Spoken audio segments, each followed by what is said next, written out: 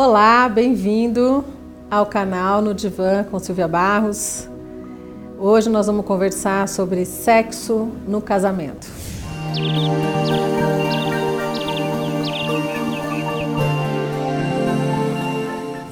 A gente sabe o quanto sexo é um assunto importante dentro de uma relação de casal.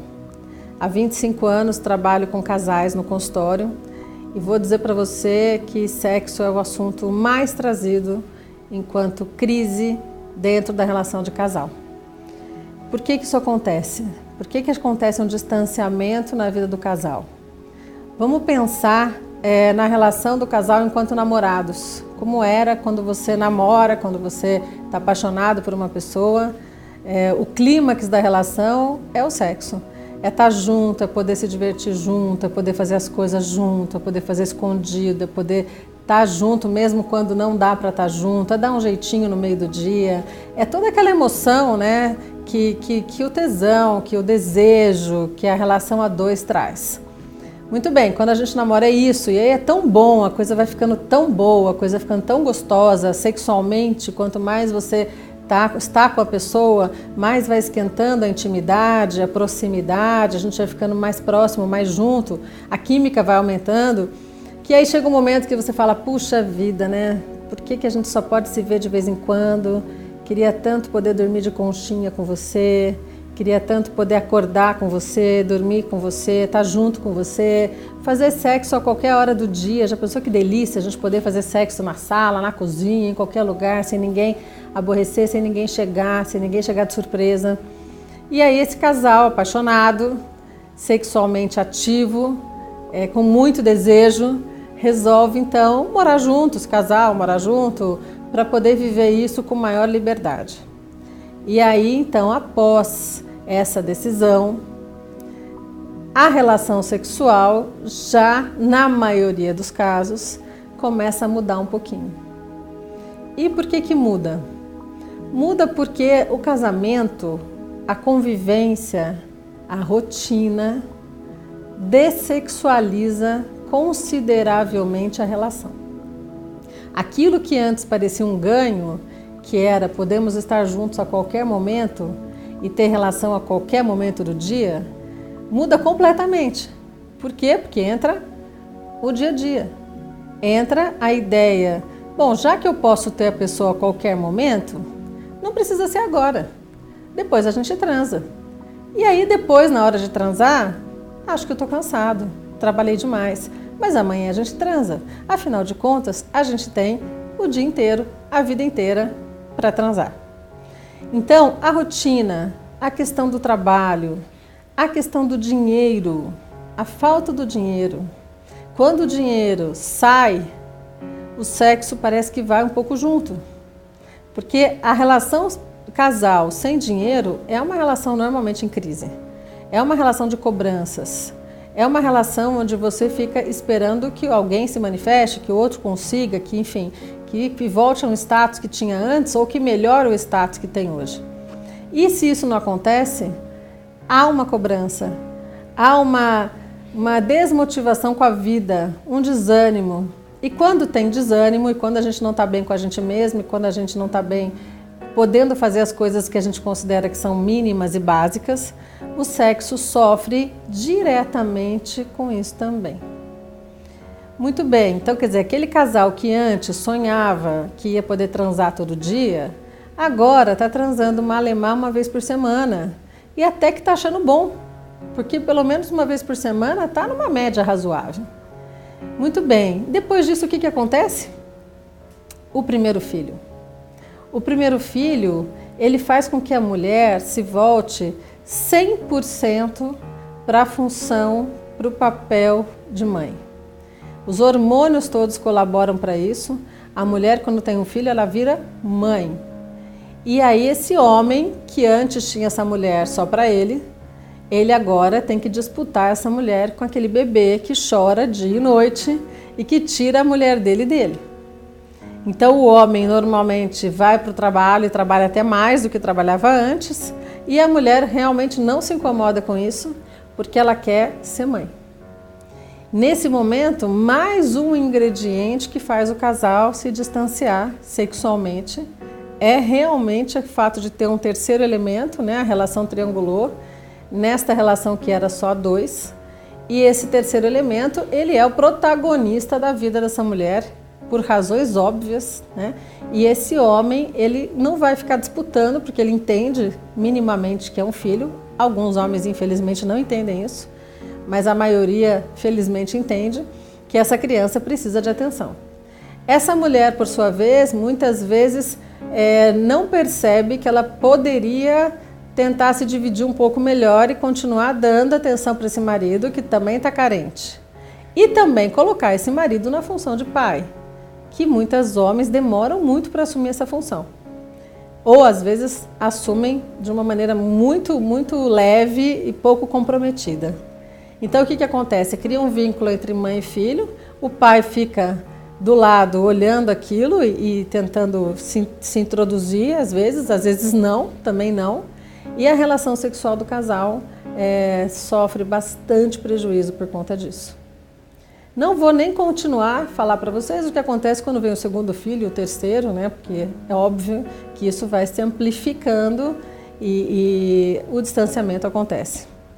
Quando esses filhos crescem, esse casal se vê de novo junto, muitas vezes não tem mais intimidade, não tem mais cumplicidade, não tem mais química.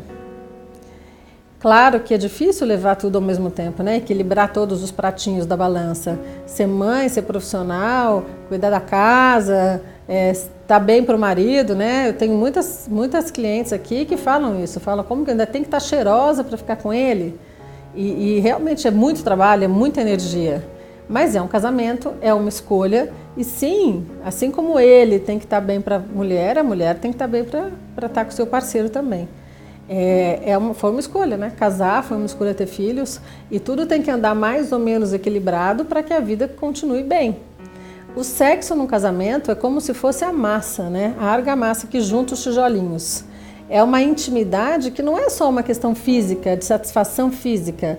O sexo traz uma relação de cumplicidade, uma relação de estamos junto, eu por você, você por mim. Né? Eu quero te dar prazer, é uma doação o sexo, né? Um dando prazer para o outro, satisfazendo o outro. É um momento de uma conexão de energia mesmo, estamos aqui na caminhada junto, gosto de você, te amo, você é importante para mim, gosto do seu cheiro. Só que muita gente delega isso e deixa isso para depois. E o sexo, assim como outras coisas na vida, quanto mais você faz, mais você quer fazer. Quanto menos você faz, menos você quer fazer. Chega um momento que você fica sem sexo e que isso começa a não fazer falta. Porque sexo é uma energia e você pega essa energia e canaliza para outras coisas. Canaliza para o papel de mãe, ou canaliza para o trabalho, ou canaliza para os amigos, ou canaliza para outras coisas. E você vai mesmo deixando passar.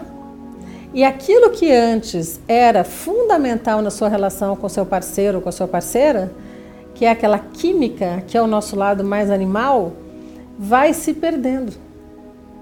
E se tem uma coisa que nem mesmo a terapia de casal pode fabricar, é química. Como é que eu fabrico química numa relação a dois? Isso é cheiro, isso é o nosso lado instintivo, isso não se fabrica. E quando essa química se perdeu por muito tempo, a intimidade foi embora, não há mais intimidade, fica muito difícil esse casal se manter juntos, a não ser que haja uma opção por não ter sexo. O que nós sabemos que na prática é quase impossível. É muito difícil, especialmente no caso dos homens, porque os homens são criados mesmo para viver sexo a vida inteira e eles vivem sexo a vida inteira e isso é muito importante, é vital. As mulheres também deveriam pensar dessa forma, mas algumas não pensam. Existem muitas mulheres que relatam para mim que abririam mão de sexo facilmente, que acham que dá muito trabalho, que cansa, que dá preguiça começar.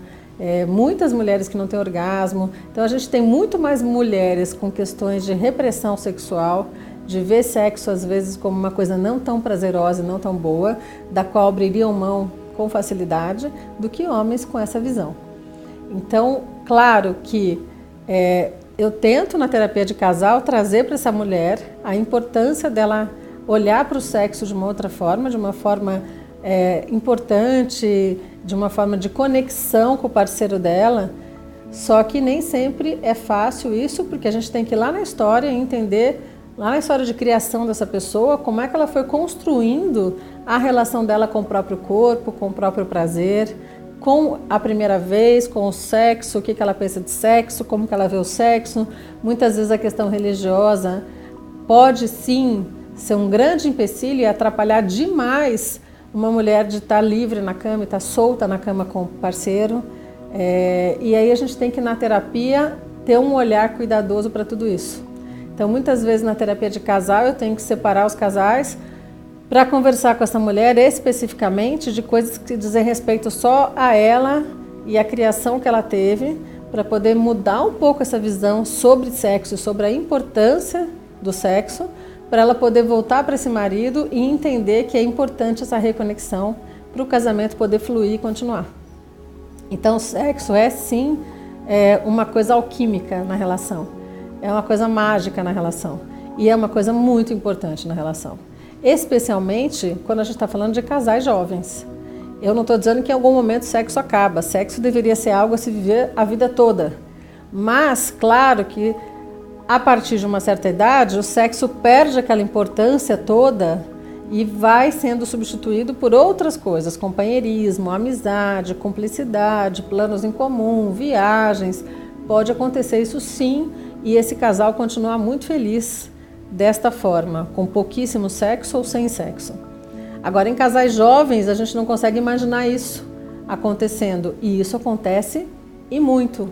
Casais jovens que já não têm mais cumplicidade e afinidade sexual. E aí, quando isso acontece, muitas vezes se percebe algumas fugas, né? Então, a mulher que foge ou para o trabalho ou para a relação com os filhos, e o homem que foge para a traição. Ou a mulher que também foge para a traição, e o homem que se afunda em trabalho. Essas coisas, elas são fugas para não se olhar para a relação. Muito saudável um casal que chega num consultório e diz: precisamos nos tratar, porque não queremos nos separar, nos amamos, a gente quer ficar junto, a gente sabe que tem um problema, a gente está em crise, não está bom do jeito que está, mas a gente quer sim se tratar.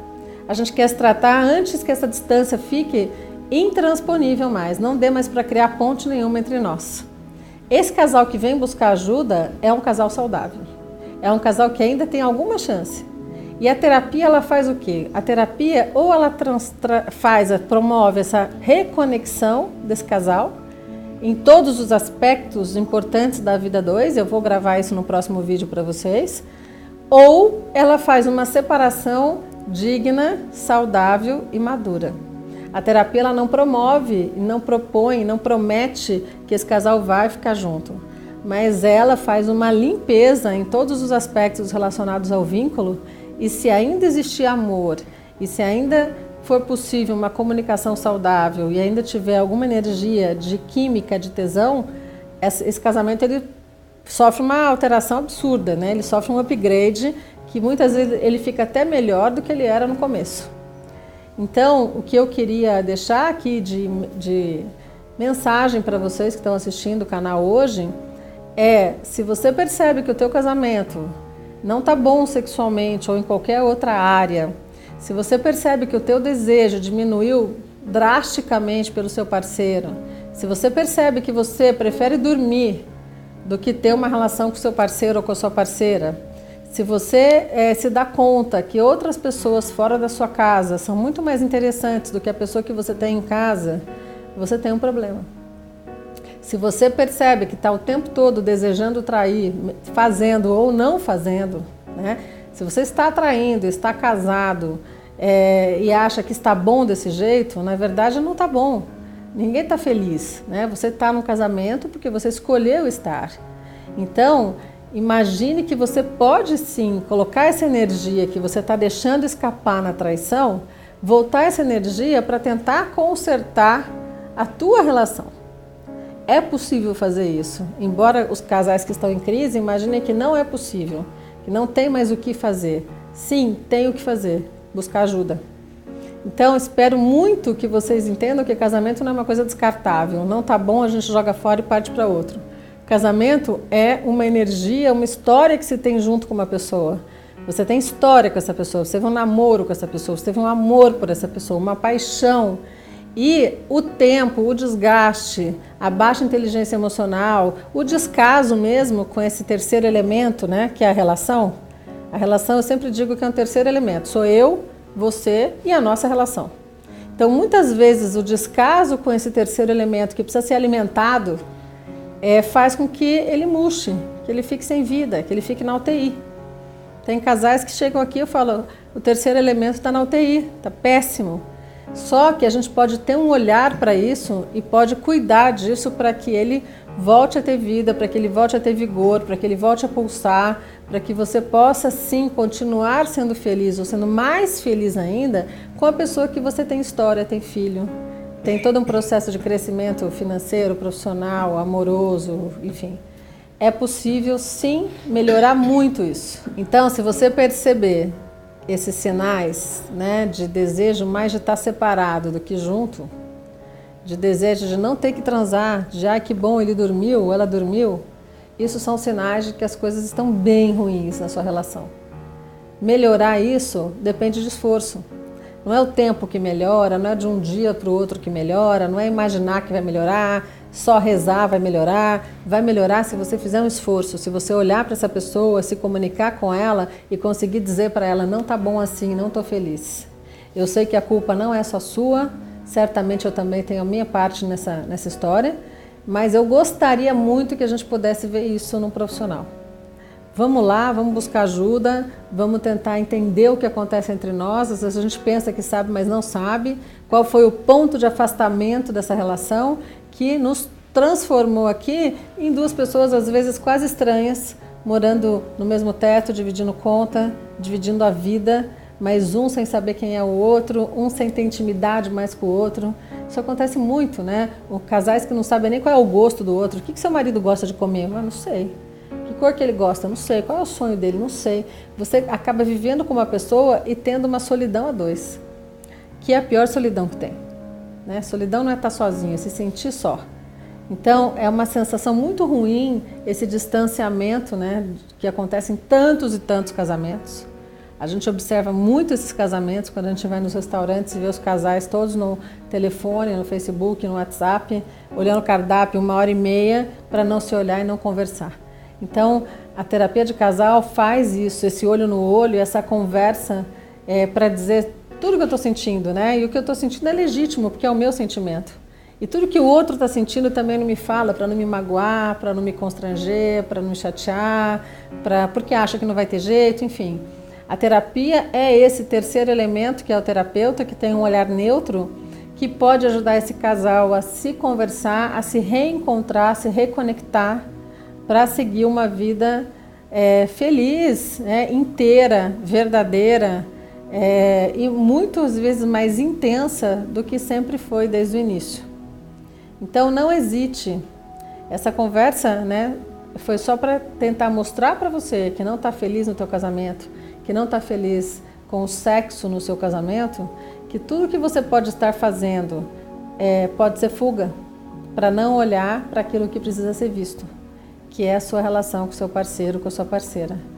Não tenha medo de olhar, é difícil mesmo, é estranho, é constrangedor, a gente tem medo de magoar a pessoa, mas é só olhando para isso, colocando as cartas na mesa, que é possível solucionar a questão e encontrar um bom caminho.